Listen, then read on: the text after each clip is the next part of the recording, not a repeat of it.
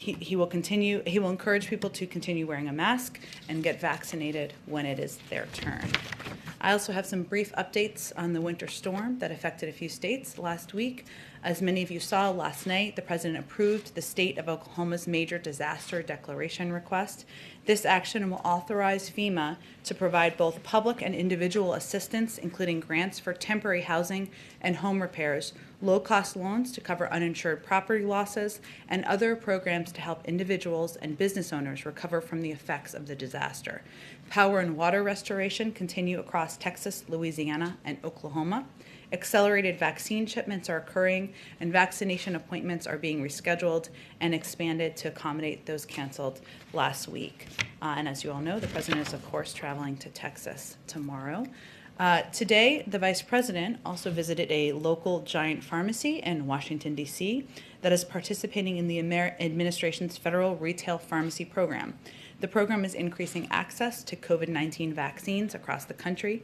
The Biden-Harris administration is committed to ensuring Americans have access to vaccine in their own communities, including at local pharmacies. And last week alone, the administration doubled our allocation to pharmacies to over 2 million doses across 7,000 pharmacies. With that, Darlene, why don't you kick it off? Great. I have a question to start off with about Neera Tanden. Mm-hmm. So when she tweeted that, quote, a vampire has more heart than Ted Cruz, when she compared Senator McConnell to Voldemort, and when she called Senator Collins, quote, the worst, did those comments meet the president's standard of treating everyone with dignity and respect? Well, first I'll note that when Neera Tanden testified just a few weeks ago, she apologized for her past comments and that she would be joining an administration, whereas we've noted in here, there's an expectation of a high bar of civility and engagement, whether that's on social media or in person, and we certainly expect she would meet that bar. Did the president and the transition team underestimate how much of a problem her tweets would become? The president nominated Neera Tanden because she is qualified, because she's experienced, because she has a record of working with people who agree with her and disagree with her, and she has decades of experience, and plus she has lived experience of her own, having benefited from a number of the programs that she would oversee as a daughter of a single parent and somebody who benefited from food stamps at certain points in time. She would bring a new perspective to the role. That's why he nominated her to the job and why we're continuing to fight for her confirmation. On the 50 millionth shot this afternoon, is the White House able to say where and when that shot was administered, what state, even some characteristics about who may have received it? Yeah, it's a great question. I think the challenge is that we get data in from so many different sources on a daily basis, from states, from pharmacies, from mass vaccination sites, that we hit that point, hit the 50 millionth shot sometime yesterday, if not a little bit before, but we can't fine-tune exactly the person who hit that point, hit that shot. Thank you. Sure. Go ahead. Any update on the president's phone call or scheduled phone call with King Salman of Saudi Arabia? I don't have an update. As I noted yesterday, as soon as that call happens, we expect it to be very soon. We will, of course, provide a readout to all of you. You said when they do talk that the president won't hold back. Will he be following up this talk with actions? Are sanctions on the table? I think there are a range of actions that are on the table, but the first step is, the next step, I should say, is for the president to speak with the king. We expect that to happen very soon. As you know, we've committed to the release of an unclassified report that would come out from DNI and not from the White House. And of course, our administration is focused on recalibrating the relationship, as we've talked about in here previously. And certainly there are areas where we will express concerns and leave open the option of accountability. There are also areas where we will continue to work with Saudi Arabia, given the threats they face in the region. What's the holdup to the phone call? Is the king avoiding your calls? I don't think that's the characterization. The president has a busy schedule. The king, obviously, I can't speak to his schedule. I'm not his spokesperson, but we expect the call to happen very soon. I think there was some inaccurate reporting about it being confirmed when it wasn't a confirmed call yet. And you have made clear that the president's going to be speaking with his counterpart, with the king, not with the crown prince. But given the crown prince's role in the future of the kingdom and that he is expected to be implicated here, why not speak to the person expected to be responsible? Well, I think the president's conversation will cover a range of topics with the king. There's obviously a lot to discuss with Saudi Arabia and with the leaders of Saudi Arabia. And as I've previously noted, the Crown Prince has been engaged with his appropriate counterparts. The president will be engaged with his appropriate counterparts. And we're engaged at many levels with leaders in Saudi Arabia. So will the Crown Prince's counterparts here, what, Austin, be speaking to him about this issue, though? He spoke with him last week. They did a readout. I don't think I have anything more about their call to read out. Go ahead. Hi, thank you. I just want to ask about the post office, a couple of questions. You said earlier today that there was concerns, I guess, with the leadership. Quote, it's clear that the leadership can do better, and so that's our hope. Can you clarify whether you want to change in the Postmaster General now that you've named new members to the board? And secondly, they've announced the purchase of a new fleet. The president, of course, announced on January 27th a study pursued aiming at electrifying the government fleet, including the post office. Only 10% of the fleet they've announced they're buying will be electric. Do you plan to change that order or seek changes to it at all? Sure. The second question, I'll have to follow up on more specifics on it. That is certainly something the president's committed to. I don't have an update on it, but I can venture to get one for you. On the first question, some people may not be following this as closely as you and I have, so let me just give a little more context. Of course, the president is committed to the Postal Service's success, which is why yesterday he nominated 3 extremely qualified individuals to fill the empty spots on the Board of Governors, Anton Hajar, Amber McReynolds, and Ron Stroman. And the American people highly value the Postal Service and the men and women who deliver our mail every day, and we're working hard to do exactly that. But I think we can all agree, most Americans would agree, that the Postal Service needs leadership that can and will do a better job. Now, as you know, but not everybody knows, it's up to the Board of Governors, of which we just nominated 3 individuals to serve to determine the future of leadership there, and we certainly leave it up to their discretion. Sounds like you're signaling that the board should take a look at it. Does the president have confidence in the current Postmaster General? I think the president is certainly familiar with the process. He believes the leadership can do better, and we're eager to have the Board of Governors in place. A slightly separate subject. You may have seen that GameStop is spiking again, as are similar stocks, or stonks, dare I call them. Do you have views on whether the SEC or the administration, the Treasury Secretary, will weigh in if we continue to see these sort of meme stocks fluctuating and spiking like this? Well, as you know, the SEC had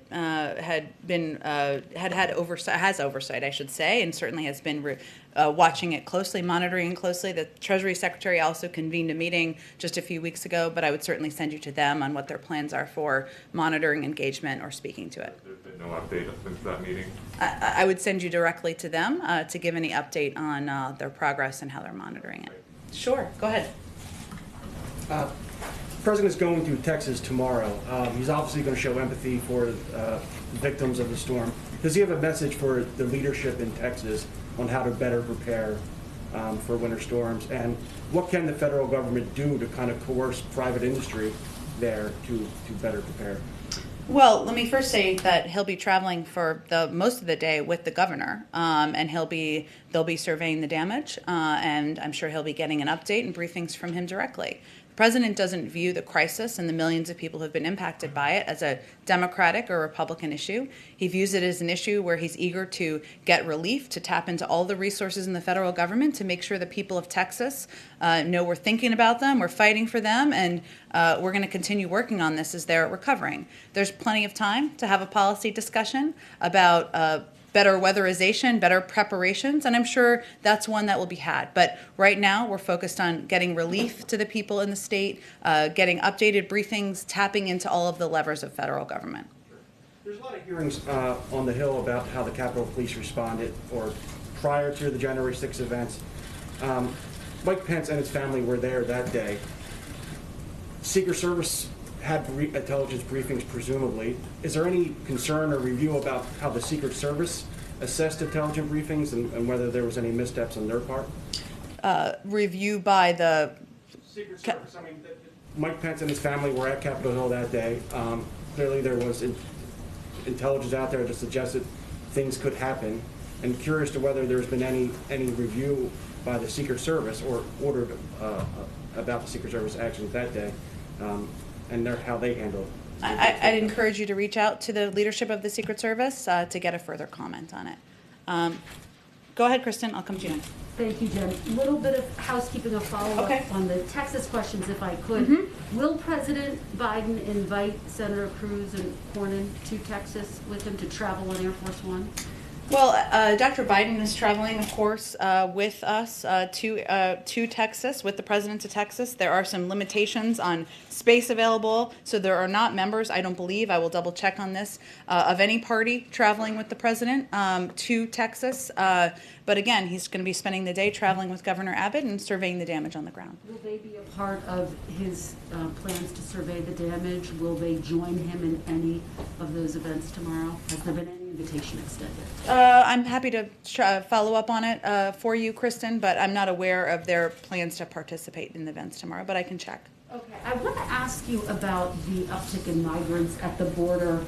Some members of the Democratic Party are displeased with the way the administration is handling children who are being held at the border. Alexandria Ocasio-Cortez tweeted this, quote, "This is not okay, never has been okay, never will be okay, no matter the administration or party." Is this a failure on the part of this administration? Well, first, I can't speak to what this is that is being referred to. Children in these detention facilities. Well, at the that's border. not what's happening. And, we will be doing some briefings, of course, with members of Congress. But what is happening now is there are children fleeing prosecution, fleeing threats in their own countries, traveling on their own, unaccompanied, to the border. And our focus is on approaching this from the view of humanity and with safety in mind. And so the steps that we have taken is they are, of course, processed as quickly as possible, ideally with a maximum of 3 days through CBP. Then they are transferred to facilities overseen by HHS. We had to reopen a new facility that had previously been closed because of COVID protocols. Because we can't have kids in beds next to each other, we need space appropriate. It's been revamped. There's educational services there. There are health services and medical services. But our objective is to move them as quickly as we can to families that have been vetted and to, of course, reunite kids with their families. How do you respond to Alexandria Ocasio-Cortez, though, who says she sees these images and it's not okay, from her perspective? Well, look, we will work, of course, with Congresswoman Ocasio-Cortez on a range of issues, and we look forward to doing that. What I'm conveying from here is what the actual circumstance is on the ground and the tough choice that we have had to make. There are only a couple of options here. So either we send kids back to a very dangerous journey back to their countries. That's not a good option. I don't think anyone would support that option. We send them to families that have not been vetted. We've seen challenges with that in the past where kids have then been trafficked. That is not a good option in our view. Our best option in our view is to get these kids processed through HHS facilities where there are COVID protocols in place, where they are safe, where they can have access to educational and medical care. There are very few good options here, and we chose the one we thought was best. And I just want to ask you about CPAC. I know you got some questions about this yesterday. If I could try again, based on our reporting, former President Trump is going to be talking about President Biden's immigration policies. He will point to the uptick in migrants coming to the U.S. How is the administration planning to respond? Well, we're not looking to former President Trump or any of his advisors as a model for how we're approaching immigration. In fact, we're in the circumstance we're in because not only was their approach inhumane, it was ineffective. And so we're going to forge our own path forward. We'll see what he says, but our focus is certainly not what President Trump is saying at CPAC. Go ahead. Thank you, Jen. The head of the group the president is going to meet with today, the National Governors Association, Andrew Cuomo, is being accused of sexual harassment by a former staffer named Lindsay Boylan. She says that Cuomo, while he was governor, gave her an unwanted kiss on the lips. He asked her to play strip poker. Is the White House worried about this becoming a distraction from an important meeting about COVID response? Well, let me first say that the president has been consistent in his position. When a person comes forward, they deserve to be treated with dignity and respect. Their voice should be heard, not silenced, and any allegation should be reviewed. Governor Cuomo is also the governor of one of the largest states in the country that has been one of the hardest hit, with millions of people still suffering from an ongoing pandemic and an economic crisis. And our focus is to continue working with governors from across the country, from a range of states, on how we're helping people in their states. He also is still head of the National Governors Association, hence he's at the event today.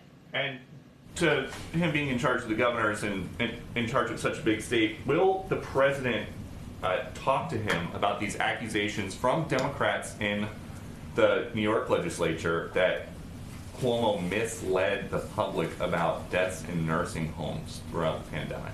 Well, this is a meeting and a conversation with a range of governors about how we can all work together to address the pandemic and get relief to the American people, and that's what I expect the focus of the meeting to be on. There are some Democrats in New York who want congressional hearings about these deaths in nursing homes. There was a Cuomo aide who told lawmakers in February that the Cuomo administration withheld the number of residents who died in hospitals from the public due to the fear that it would be used against them by federal prosecutors.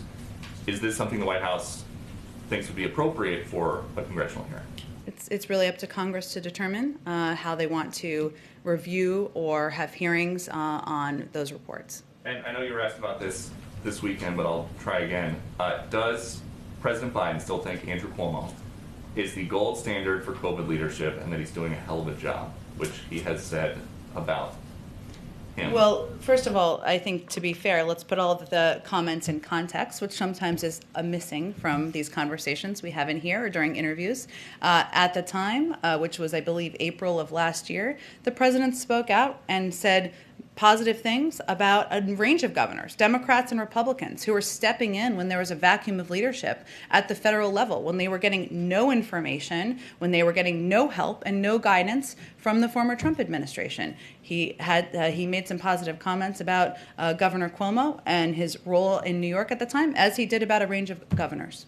Okay, and then one more on climate change. There's been some reports about a meeting with airline CEOs next week. How important is it to the White House to reduce airline emissions as part of an overall climate agenda? I'm not actually familiar with that meeting. Do you know who is with? Gina McCarthy and some of the airline company CEOs. I'd have to look back into it. I don't have any more details on that meeting. Thank you. I'm happy to. Go ahead. Thank you. Just want to follow up on the unaccompanied children. Is President Biden open to the creation of an ombudsman within the Health and Human Services Department? This has been proposed by Congressional Progressive Caucus Chair Pamela Jayapal. This person would be able to go in and check out the facilities, see the care that the children are receiving, and report back to Congress. Would the administration support such a role within Health and Human Services? I have actually not spoken with the president about that proposal by Congresswoman Jayapal. We have, I should note, I think someone asked this the other day, we have had cameras. The HHS has had cameras in there also to make sure people and the public, the media, are able to see the conditions in these facilities, and we'd certainly be open to supporting that in the future, but I'd have to follow up with him and our legislative team on that proposal. And that includes lawmakers obviously being able to go in and see the care of the children. We would certainly support that, sure. And, one more question. In 2018, it was discovered migrant children were being forced to take psychiatric medication without knowing the drugs they were taking, things like lithium and so on. What's being done? Obviously, these children need psychiatric care. In some cases, they've been traumatized. They've had a difficult time. What can the administration do to assure that while the children are getting the care they need, there would be no such abuses? Well, I would say first, we are not using the past management as our guide, and we have the Secretary of Homeland Security, who is of course overseeing in coordination with the HHS Secretary. It's a mouthful, to ensure that these children are treated humanely. They are provided with the medical assistance they need, the mental health assistance they need, and you're absolutely right. I mean, these kids have been through a trauma, and we want to treat them humanely and make sure they're kept safe. So I would send you, of course, to the HHS team to get more specifics of how it's monitored, but certainly that's our expectation. Go ahead in the back. So, has the president been following Brexit, and has it gone as he expected so far? And does he share the position that President Obama expressed in 2016 when he said Brexit would put the UK at the back of the queue for trade deals with the US? Well, a lot's happened on Brexit and in the world since 2016, I think it's fair to say. I will say that President Biden is focused on strengthening our domestic economy through significant investments in American workers and competitiveness. That's his focus. He's committed to prioritizing those investments at home before signing new trade deals. That's his approach, and that's how he sees trade deals in general around the world. Making those investments is critical to restoring the middle class and making us more competitive. So our team is still reviewing negotiations that were begun under the prior administration. Ambassador-designate Tai, of course, had her hearing this morning, and she will be essential to that review. Has the president spoken to any leaders from Africa yet, and how concerned is he about competition from China in Africa? Well, certainly we've long been concerned. The United States has long been concerned about competition from China and Africa.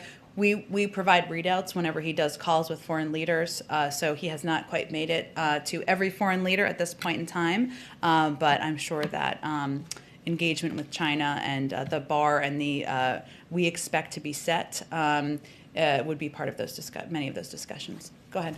Thanks, Jen. Senate Budget Committee Chairman Bernie Sanders said this week that he's open to using reconciliation to pass the president's infrastructure package. Is the president open to that approach, and has he spoken with Bernie Sanders about it? That would require having an infrastructure package, right, to decide how it would pass? Well, let me first say that our focus is on the American Rescue Plan.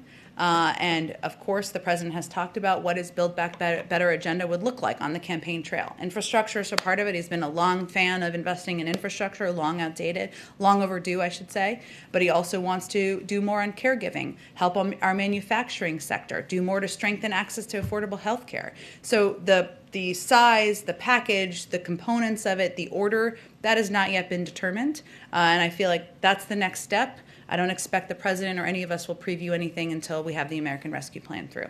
One more. The chief of staff said yesterday that the president would overrule the parliamentarian if she decides that you can't raise the minimum wage as part of this broader economic relief package.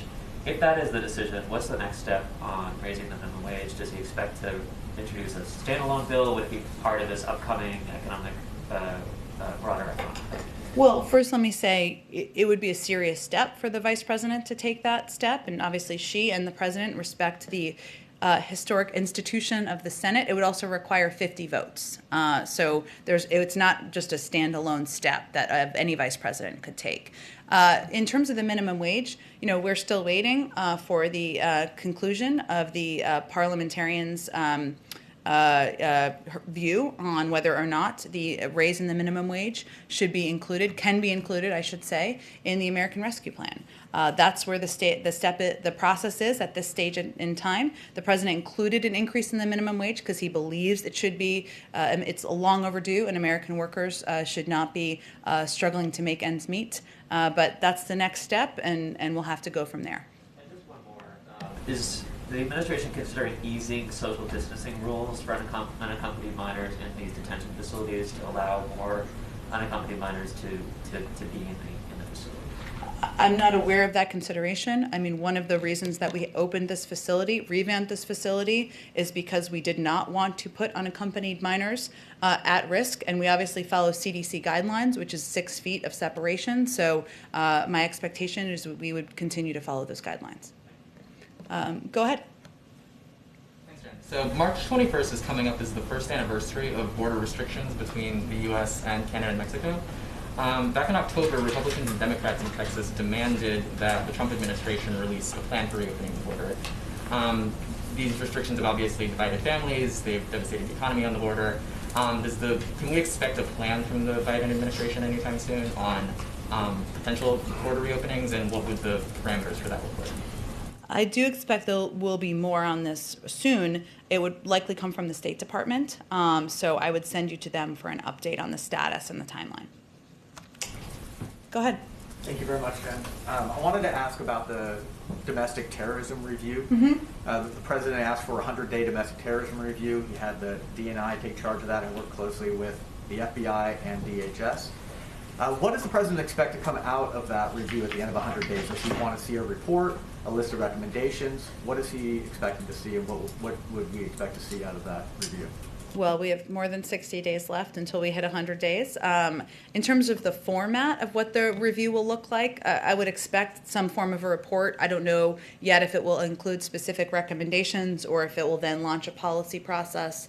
I can talk to our team and see if there's more specifics. Has the president been briefed and updated on the progress of that review? We're about 35 days into it.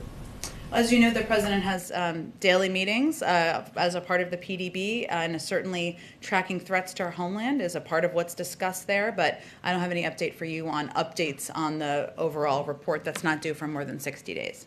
And what's the president's assessment now of the threat from domestic terrorism?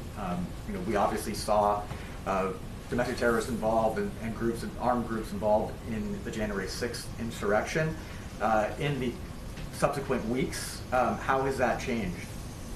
Well, the reason that he asked his national security team to do a comprehensive review was so that he wasn't looking at it and we weren't looking at it through the prism of one event versus another event or through a political lens. So I'm not going to be able to offer for you a day-by-day or week-by-week assessment. We're going to wait for this review to conclude, and then we'll use that as guidelines for our process and our policies moving forward. Go ahead, George. Thanks, Jen. I have a question for myself and then one for reporters who can't be here. On the budget, new presidents put their own stamp on the budget, and all recent new presidents have given a speech in February that talks about the budget, and then within a month or so submitted their revisions. Can you talk about what the president's timetable is, and how much it's affected by the fact that the pandemic, the less than cooperative transition, and the failure to confirm a director? Sure, George. Well, the president is certainly looking forward to sharing his budget priorities for the fiscal year with Congress and, of course, the American people as our nation faces unprecedented challenges. We anticipated during the transition, and we talked about it a bit during the transition, that the budget would be delayed due to some intransigence we encountered from political appointees at OMB during the transition. Those roadblocks definitely delayed the process. We have a strong team in place, of course, at OMB, many of whom are career officials who are working through administrations to put budgets together. But the lack of a confirmed head of OMB certainly doesn't help to expedite the process. So we certainly anticipate it will be delayed. I don't have an exact timeline on it, but I wouldn't expect a budget rollout or announcement in February. Do you think it will be possible to give that kind of traditional speech, or does the pandemic make that impossible? A traditional budget speech? Speech to Congress. Well, I think we would be looking at a non-traditional approach to a joint session. I don't have any update on what that will look like at this point, simply because I don't think anyone could envision 500 members of Congress in there with a president of the United States during a pandemic, but I don't have any updates on the timeline or format. And the one from other reporters is sort of a follow-up to your earlier answer. When you do make the declassify the report on Saudis, will that come at the same time as you announce any kind of sanctions or actions, or is that a separate timetable for those two? I'm not going to be in a position to preview that. I would just say the unclassified report would be released from DNI, not from the White House. And I would just broadly remind you that oftentimes any actions related to global issues or don't come out of the White House. They come out of a range of agencies, but I don't have anything to preview for you at this point in time. Go ahead, Lala. Thank you. I would like to ask you about India and Pakistan today announced ceasefire along the shared border, including land of control. This was the first time, I think, after 2003 that they have announced this kind of ceasefire. What has White House to say on this?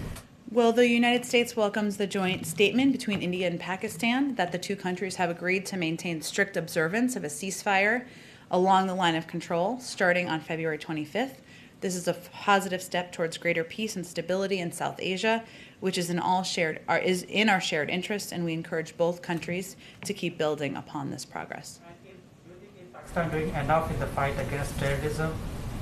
I'm sorry, the masks always make it hard to hear people in the way back. Can you say that one more time? Is Pakistan doing enough in the fight against terrorism? Well, of course, we remain closely engaged with a range of leaders and officials in the region, including those in Pakistan. But in terms of an assessment of that, I would point you to the State Department or the Intelligence Department.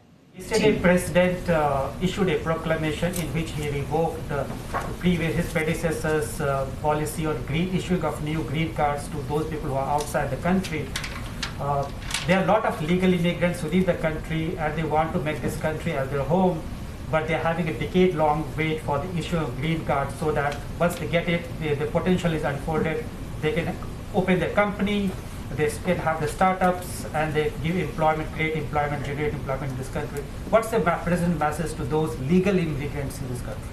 Well, the president believes that it's important and long overdue to put in place immigration, to modernize our immigration system, and that includes taking steps to help ensure that high-skilled workers can stay in the country and can go through the proper process to stay in the country. So we're eager to work with Democrats and Republicans in Congress to get that done.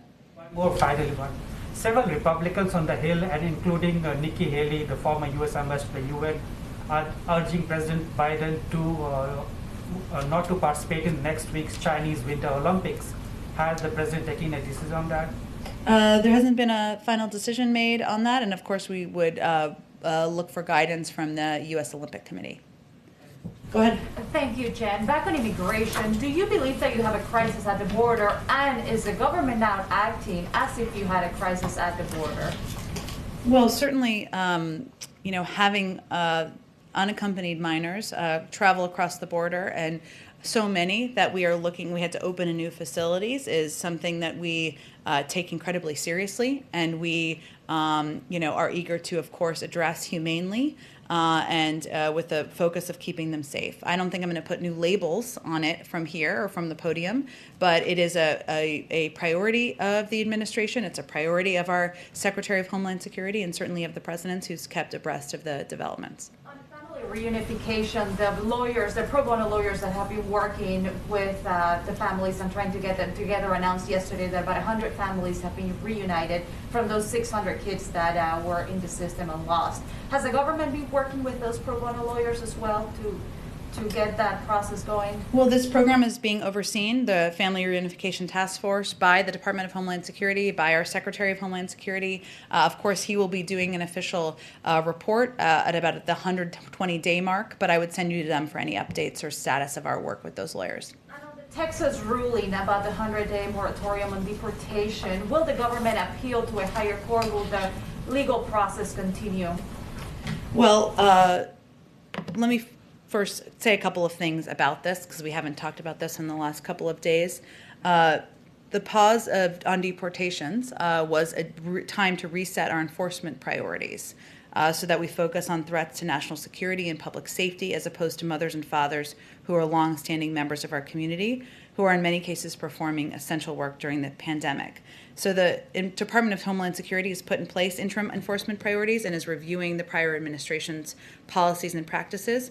The court's ruling still allows us to do this. In terms of next steps or how we will approach it from here, I would send you to our Department of Justice. And will the president address immigration at all down in Texas tomorrow? The president will be certainly speaking about COVID and addressing the pandemic. He will also be speaking about the impact of the storm on the people of the state. And I know immigration is an issue on the minds of many people there, but I don't have anything to preview in terms of whether he'll address it while he's there. Go ahead, Josh. Ahead of the vaccine event this afternoon, the president has made equity a key part of his response. Some mixed results on that. Some states have no data, for instance, on race of people vaccinated. Other states, the data is showing that white and Asian people are getting the vaccine disproportionately as compared to Black and Latino people. Does the president think enough is being done with regards to equitably distributing the vaccine? The president has always known from the day he took office, and as has the vice president, that ensuring that we equitably distribute the vaccine would be a big challenge because there was a lack of accurate data, as you referenced, because it is challenging. You have to use a number of approaches to get into communities where there is vaccine hesitancy, which is an ongoing issue that we're working to address. So, of course, he feels that there is more that needs to be done, and that there is more that across his team he will continue to encourage people to take action on. Now, there are a number of steps, including partnering with community and faith-based organizations, enhancing public transit options, working, of course, distributing vaccines to pharmacies, opening mass vaccination sites, that we are taking as an administration to more equitably distribute the vaccine. But there's more work to be done, and we expect as we get to the point where there are enough vaccines for Americans, 300 million by the time we get to the end of July, or if not sooner, that one of the challenges will be ensuring it's equitably distributed and that people who are have a history of vaccine hesitancy take the vaccine. Go ahead. There are reports that if Congress launches a 9/11 style commission to investigate the January 6th insurrection, Nancy Pelosi would want it to have 7 Democrats and 4 Republicans as part of the makeup. Would the White House be satisfied with that, or would you rather see it more evenly distributed by party? We leave that up to Congress, leaders in Congress, to determine what that will look like. And on immigration, why does the White House think there is this surge of unaccompanied children right now? Your critics are saying it's because you're not sending anybody back, any of these unaccompanied children back. Do you share that? Well, I think there's a couple reasons. One, there's conditions that are in these countries that we have not done enough to help improve. And that's why there is funding in the president's immigration bill, and why one of the reasons we're eager to have it passed. We don't feel that sending unaccompanied minors, kids, back to take a dangerous journey is the right step to take. And that's not something that we're going to do as an administration, and it won't be our policy. But we always need to keep communicating more effectively about how this is a dangerous time to travel. This is a dangerous time for families to come, for children to come, and we'll continue to work to do that more. And when the president had half a dozen Republican lawmakers in the Oval Office yesterday, they came out, they shared, they thought it was a good meeting, but they said the COVID-19 rescue package never came up. Why not? Well, did they raise the COVID-19 rescue package? I don't. The president says that he makes it a top priority. He talks about it with great urgency. He could have brought it up, and I'm just curious. Well, the meeting was about a supply chain executive order, something that there is a great deal of interest on and bipartisan support for. The only time the president talks about the American Rescue Plan is not in meetings in the Oval Office. He picks up his phone and calls Democrats, Republicans, and others on a regular basis. And I think he's used every opportunity he has to make the case publicly, to have those conversations. And it's probably why more than 70% of the public, including the majority of Republicans, support the plan. So that is not a signal that the president has conceded he is just going to pass the package with Democrats? Hardly. Look, I think the president's view is that this is a package that will help get the pandemic under control. It will help put people back to work. If somebody has a better idea, by all means, bring it forward. We have not seen one. This is a plan that he remains committed to, and he is hopeful that Republicans, many in Congress, will follow what their constituents want. And the American people clearly want this rescue plan passed. They clearly want money for vaccinations.